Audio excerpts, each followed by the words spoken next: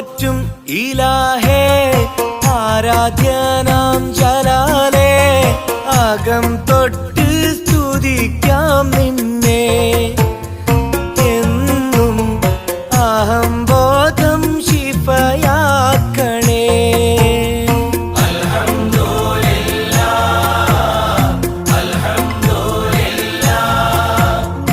ആലം പോറ്റും ഇലാഹേ ആരാധ്യനാം ജലാലേ അകം തൊട്ട് സ്തുതിക്കാം നിന്നെ